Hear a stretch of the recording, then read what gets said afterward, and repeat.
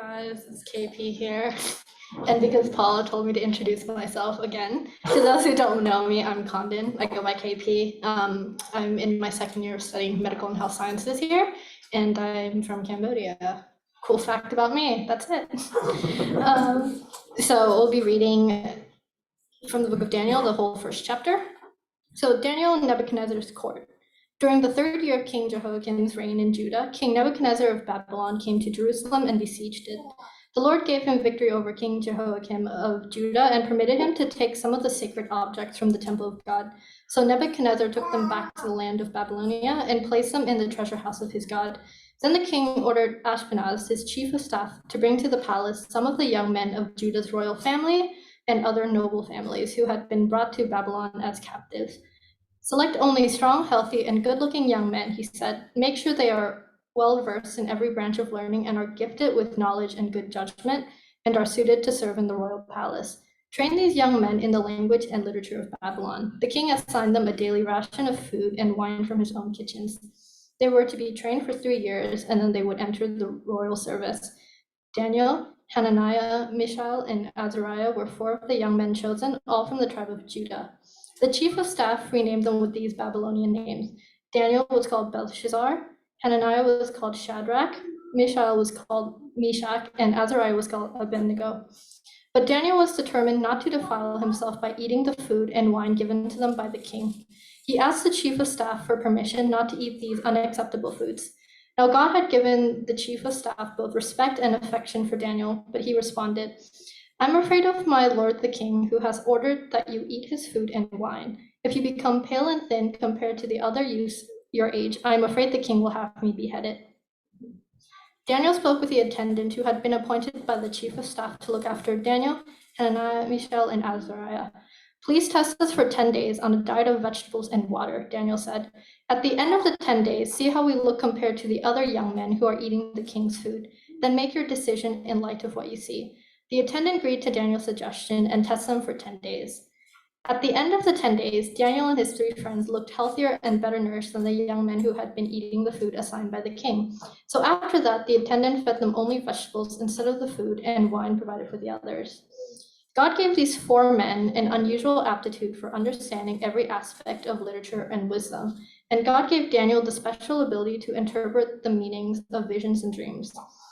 When the training period ordered by the king was completed, the chief of staff brought all the young men to King Nebuchadnezzar. The king talked with them, and no one impressed him as much as Daniel, Hananiah, Mishael, and Azariah. So they entered the royal service. Whenever the king consulted them in any matter requiring wisdom and balanced judgment, he found them 10 times more capable than any of the magicians and enchanters in his entire kingdom. Daniel remained in the royal service until the first year of the reign of King Cyrus. Don't you think that's worth a clap? She got it. That was a hard Bible reading. You nailed it.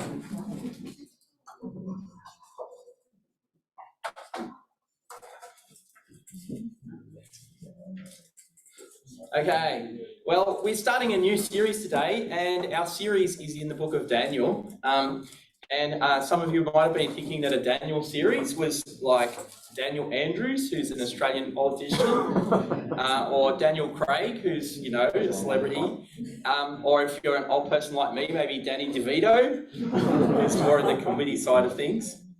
But I thought that I would prepare a little survival guide for the first few minutes of my talk today, so that we all understand some of the same things about who Daniel is, and then we can talk about chapter 1. So Daniel is a young guy, maybe sort of 18 years old, or in his late teenagers, early 20s. And I thought we might have a bit of fun today and actually see if we can pick a person in this room that most resembles Daniel. And I'm going to level the playing field. It can be a guy or a girl, all right? So I want you to be thinking who you would vote for to be Daniel here today. He is a person who cares a lot about God and sometimes says very profound things, like a prophet from God. Okay, so that's interesting.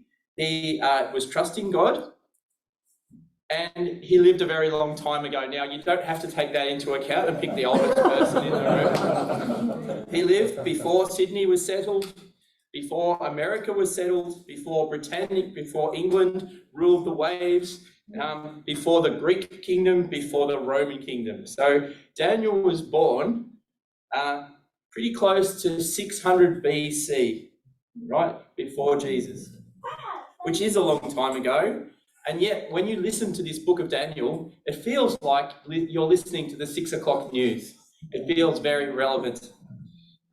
You realise that people back then, they might have had cleaner air and they might have had less technology, but actually the relationships and the problems that people faced are very similar to the problems we face today. In his citizenship, Daniel grew up in a country called Israel, a little country. A country actually that kind of God put in place. But it wasn't an important, influential or powerful country. The powerful countries back there, there was one called Assyria that had actually just attacked the north part of Daniel's country. But then along comes another one called Babylon or Babylonia. Babylon attacked and overcame his city, Jerusalem, and his country, Israel. Babylon won the fight. And so Daniel was growing up while all this was happening. There were soldiers around. People were dying. There were fires. People were robbing or looting the shops. People were hungry. It was not a good childhood for Daniel. But as we come to the beginning of Daniel, we find that Daniel is a prisoner of war, really.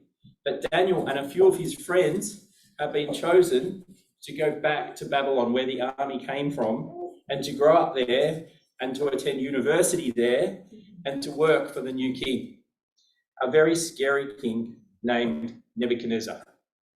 Now, as I've given you all a bit of time to think, who would we like to choose to be Daniel, the young man among us? Handsome. He's got his hand up. Would you like to be? Okay. All right. Well, you can be Daniel. You want to be Daniel? Who votes for him to be Daniel? Okay. They put their hands up. You're Daniel. Okay. Now, in a minute, I'm going to ask you to come out, but not for a little while. All right. You're going to have to come out the front. Now you need to start thinking about the next person that we're going to choose from among the crowd, and this person is going to be called Nebuchadnezzar, right? And you have to be willing to be the baddie, okay, to be Nebuchadnezzar. We know what Nebuchadnezzar looked like because actually in history and in archaeology, we have done, there's enough research and science now, and they found this stone tablet. And I don't know if you can see on that stone tablet, but there's like an engraving, and that is Nebuchadnezzar. So this is real history. This isn't made up history. This is real history. And he was technically known as Nebuchadnezzar II because I think his dad or grandfather was Nebuchadnezzar I. And he's famous even today. You can find his face on coins that were printed from that time. And his country was interested in being powerful, in being educated, and in being cultured, right? Sophisticated. And I think if you interviewed students here at Wollongong University, you would find that a lot of the goals that we share in learning and for the future are similar to Nebuchadnezzar's goals for Babylon. One of the nice things that Nebuchadnezzar did is that he built something very famous called the Hanging Gardens of Babylon. And they were there were 7 of ancient wonders of the world. And the Hanging Gardens of Babylon are one of the 7 ancient wonders. So it's quite likely that Daniel, as a young man, was allowed to walk around in these famous gardens just the way that we can walk around in Wollongong Botanic Gardens. So that's my survival guide. Now you understand a bit about the background of this young man called Daniel, who's run out of the room. I'm going to ask you, as we talk about Daniel's life, I want you to be asking 2 questions. And they're very basic questions. Number one, am I going to be okay, right? Is Daniel going to be okay? And in life, am I going to be okay? That's a really basic and important question about our safety, isn't it? And then the second question I'm going to ask you to think about is, what's really going on? What's really going on in the world around us? How can we actually have a bit of wisdom and understanding and insight? Well, as we look now at our primary source document, the Bible, from Daniel 1 and verse 1, we learn that there's this king in Judah who's defeated called Jehoiakim, and that Nebuchadnezzar, king of Babylon, came to Jerusalem and besieged it, right? He's a man of war. Have I given you almost enough information to choose Nebuchadnezzar yet? Someone a bit powerful and a bit evil. Are you still thinking about that? Would you like to try and choose? Who would you like to pick? Tim. I think Dennis has had fingers pointed at him. Tim has had fingers pointed at him. One of you needs to be willing to serve us as Nebuchadnezzar. Okay. Now, do you think if Tim and I stood face to face, who would win?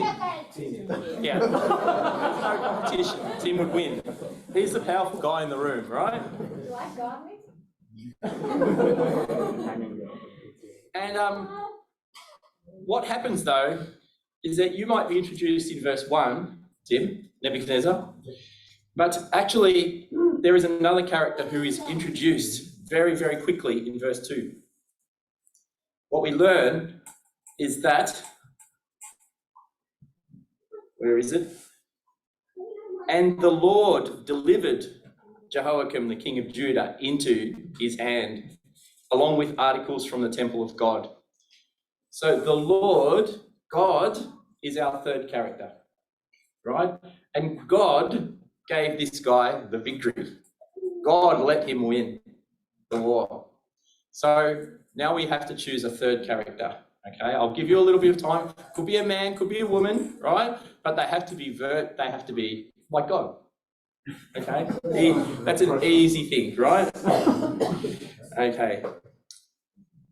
God is in fact the third main character in our story, and this time God let the evil king win the war. And he did that for a big reason. He did that because actually God's people became corrupt, and God's people needed to face some judgment, and God wanted to teach his people something really important through this time. All right, so now we go down to the details of our story, because the king has a servant called Ashpenaz who's responsible to look after Daniel and his friends. And he has to go and choose some of the Israelites from the royal family, and they have to be, listen to this, young people without any defects and handsome, a bit like me, right? Showing aptitude for every kind of learning, well-informed, quick to understand, qualified to serve in the king's palace. He was to teach them language and literature, and they got to eat really nice food and wine, and they were to be trained for 3 years and then go and work for the king. That sounds like a pretty good deal, doesn't it? Put your hands up if you like that deal, right? It's basically like getting a scholarship, isn't it? Yes. All right. So why do you think the king is choosing these good-looking, smart young men to work for him? Why is he wanting to teach them language and literature? Why does he choose to feed them from his table the finest food of the land? Have you got any guesses? He wants everything the best for himself. He wants to give the young Daniel and his friends. Oh, he wants to get the best people. So if you want the best people, you have to offer something nice. Right? What did you say? Yeah, that's right. He wanted the best people. Yep. Anyone else? Don't forget, he's slightly evil, this king, right? Slightly evil. I wonder what's going on there. Why he would be choosing these people. the smartest people close so that you can manipulate them, or? Okay, so maybe there's a bit of control here. He gets the people who are potential rulers, right? People who could otherwise be a threat to him as a king, and he keeps them close and gets them working for him. Very clever, right?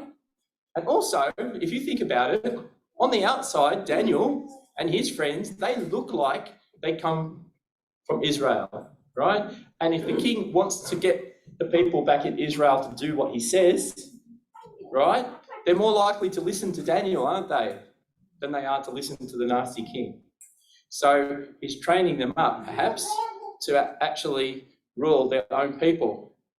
But the difference is he wants Daniel and his friends to be loyal.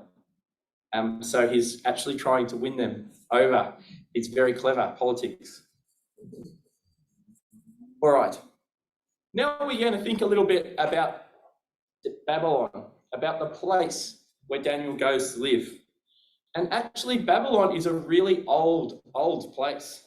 It's first mentioned in the Bible way back in Genesis 11, where people built a tower. It was called the Tower of Babel, right? And so this is actually connected. And it's a place of technology and learning. It's a place where there was new technology that mankind was discovering, new science. And this time, the big step forwards was that instead of putting stones on one another, they actually worked out, hang on, we can use bricks. Let's make bricks. And let's stick our bricks together with this tar, and we can build really tall buildings, right? So that's the first place that happened. And there's a whole story around that.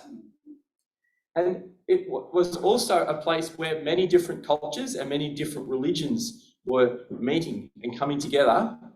And I want to show you on the screen, here is a stone tablet that we think came from Babylon. And we think that is about 4,100 years old. And this currently resides in the British Museum, and you can go and look at this. And the figure on there, it's obviously this is not a Christian image, but this is probably to do with, they were very interested in fertility, right? And they were very interested in love and sex and children and rain and good crops and being rich and prosperous, right? And so this picture is probably like related to their kind of worship and their religion for the prosperity, for asking God to send, it's like the Hindu religion, it's similar to that sort of thing. And so asking God to send the rain, to send the babies, all that sort of stuff. So you can see that this place has got a long history of thinking about religious ideas. And it was a place that continued to represent human technology and human cooperation. Now, that's very good in one way, but it's also dangerous in another way, because you know that people use technology sometimes for good and sometimes for bad purposes. And there is something a little bit dangerous about Babylon. In fact, I want to say two things about Babylon from the Bible's perspective now. Number one is that Babylon in the Bible, it actually represents something a little bit evil, a little bit like the evil king over there, right? You can't really trust Babylon, because you know that Babylon is all about pleasure and pride, about getting rich, being powerful, right? And you know that people will do nearly anything for those things. Actually, today we have a saying, don't we? We say, you be you, right? Have you heard that? You be you. And the idea is that anything's okay, right? Just do what makes you happy. And the only problem is that when you actually start thinking about a world full of people who are being you be you, then actually the world can become a very cruel place to the people who aren't rich and powerful. And it can be a broken place and a very sad place. And so there is something a little bit evil about pride and pleasure and power that Babylon represents. The second thing I want to say about Babylon is that God loves the people of Babylon. God loves even the evil king. God loves Babylon. And we're going to see in a few weeks' time that God does this crazy, amazing miracle to try to help the king of Babylon. Actually, he helps not one, but two different kings of Babylon. And God does these things because he cares about the people of Babylon. So let's just get on with the story now. And let's think about the things that we're hearing. Let's think about the names. What's Daniel's new name? Belteshazzar or something, right? Now, I'm going to forget that too. Don't worry if you forget that. But these guys all get new names, right? So we've got Belteshazzar and Shadrach and Meshach and Abednego, right? And if you're studying culture, if you're doing, is anyone here doing international studies? I know there are a few of our members that do international studies. You might start be thinking, oh, something dodgy is happening here. Why do these guys have to change their names, right? And you know a little bit about cultural washing perhaps, right? You know that maybe there's something a bit dodgy happening when these people have to change something personal to them, their very own name, in order to fit in with the king's plans. Nebuchadnezzar, it seems like a really nice guy, apart from violently attacking Jerusalem and, stealing a generation of young ruling men back to his country. Otherwise, maybe he's okay. But now we're starting to wonder, can this man be trusted? And so what does Daniel do? Well, he goes along with the name change, but Daniel says no to something that I would almost never say no to. Daniel says no to the food. And I really love food. I can't understand why, but Daniel says no to the meat. And you know today that some Muslim people, some Jewish people, they actually don't eat any meat that's just offered to them. The meat has to be treated in the right way for their religion. And this is how Daniel's thinking about it. He's not just going to take meat that's probably come from a dodgy place. He wants to honour God in this part of his life by what he eats. And so here again we see a clue that Daniel is not ready to be brainwashed. Daniel is not ready to be washed of his culture. Daniel is not ready to be washed of his God or of his faith. He's doing something courageous, something brave, and something a little bit dangerous by standing up to the scary king. And the man who's looking after Daniel, he starts to get worried. Do we have anyone here who's studying nutrition? Right? Okay, good. I can say anything and you'll believe me. But just using your common sense, would you recommend the Daniel diet? Right? Vegetables only. Is the Daniel diet good or dangerous for my health? Well, good for a little while, but then I might start to run out of iron and some other nutrients, right? And actually, well, there's some people who are nearly doctors here, so you can pull me up on this. Feeling nervous. But this man, Ashpenaz, he understands this. He knows that Daniel will lose weight, he will look pale if he doesn't have a balanced diet. And then he will be in trouble with the king. He says, if you look sick, the king will chop my head off. Right? Maybe another hint that the king is not a nice man. Another hint.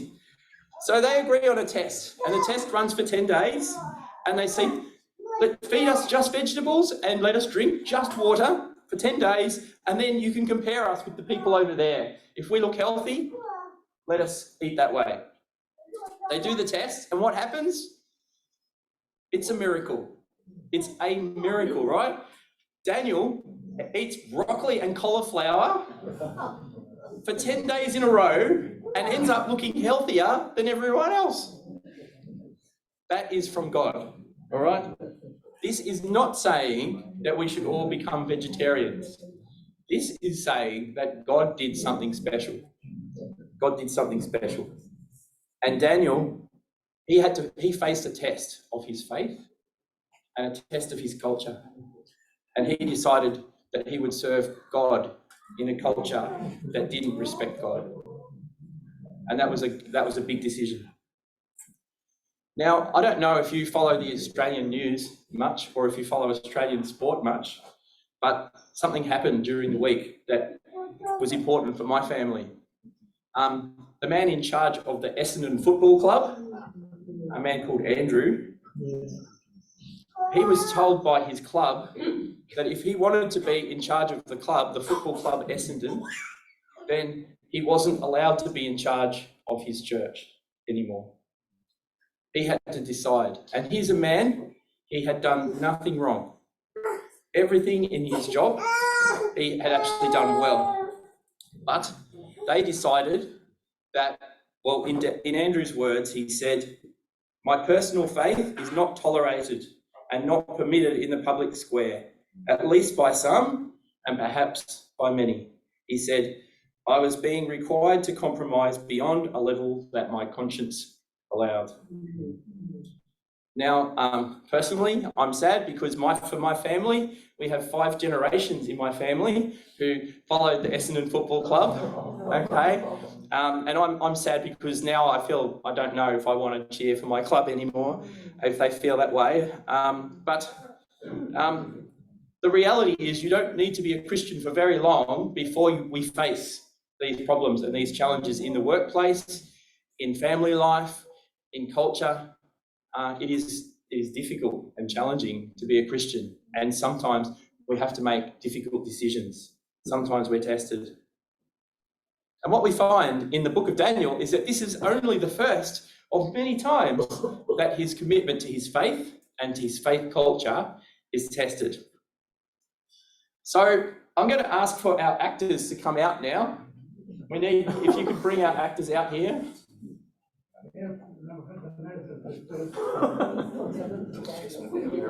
They're in makeup at the moment. Just for the online members, we're just going out to chase up our Daniel, who's got to run around a bit. And I'm going to ask you these 2 questions. Am I going to be okay? And what's really going on? Have we found Daniel yet? We could nominate a substitute Daniel if we want to. Where's the understudy? That's why we need the understudy.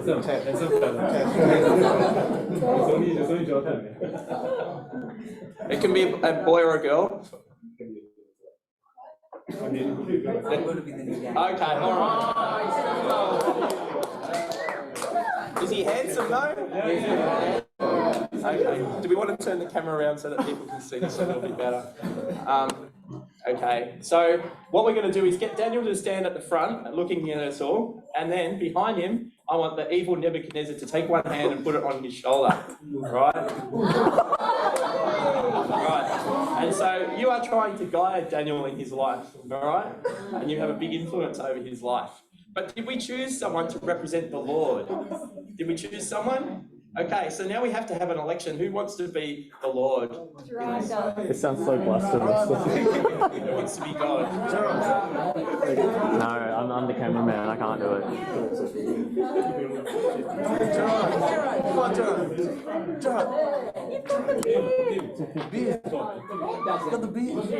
I think it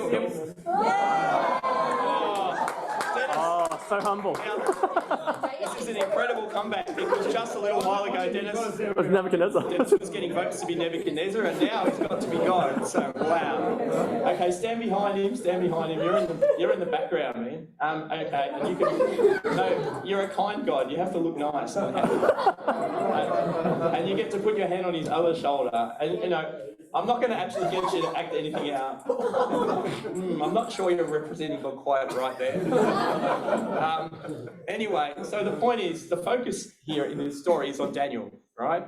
Who is he going to listen to? Who is going to influence his life, right? There is a tug of war. They're wrestling, right? It's not easy. He feels the tension. He feels the stress. All eyes are on him.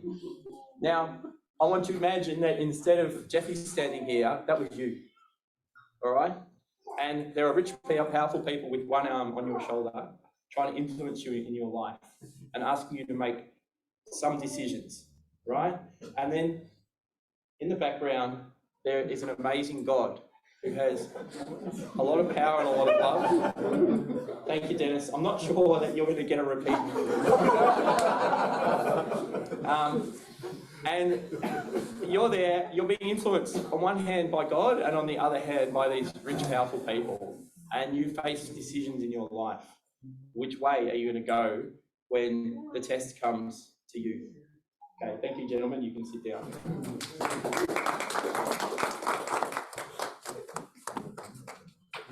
So the two questions that we have to answer are, am I going to be okay? And we know for Daniel, he took a risk by trusting God. What would have happened if he did lose weight? Right? Maybe he would have been forced to eat meat. Maybe he would have been kicked out of the program. We don't know. But what we do know is that God decided to look after him. And we know that all the way through the story of Daniel, God looked after Daniel in some pretty incredible ways. God answered his prayer, and the end of the Bible says here is in chapter 1, God gave them knowledge and understanding of all kinds of literature and learning, and Daniel could understand visions and dreams of all kinds. So he was given special skills. In every matter of wisdom and understanding, the king found them to be 10 times better than all of his wise men and enchanters. And that Daniel remained there until the first year of King Cyrus. Now, we know the history of Babylon. That's 3 kings. Do you know any rulers, any politicians who can survive one change of government, right? Much less 2 changes of government. God was with Daniel, and God looked after Daniel for a really long time. And the point of that is that actually, as we trust in God, we know that he will look after us. He will look after us one way or the other, and we can trust him. The second question, what's really going on? Well, we've kind of answered that. There's a battle of 2 different kings. The king of power and wealth, right? And the king who is God of love, and the king who is ultimately in control. There is a battle of cultures. There is human wisdom on one side versus God's wisdom on the other side. There is a battle for Daniel's heart. Will he go after the easy life? Will he go after the money and the power? Or will he be faithful to God and make sacrifices in his life? And there's one last battle, and that is actually that God looked after the kingdom of Babylon. He gave Daniel all these skills and abilities to help the people, to help his country, and to be a blessing to the whole nation of Babylon. And so, what a great and inspiring story, right? It's a whole lot more than a story about a bowl of lentils, right? What we see actually in Daniel's life, even from the very beginning, is these big themes that are very relevant to the choices that we make and to the people that we trust in everyday life.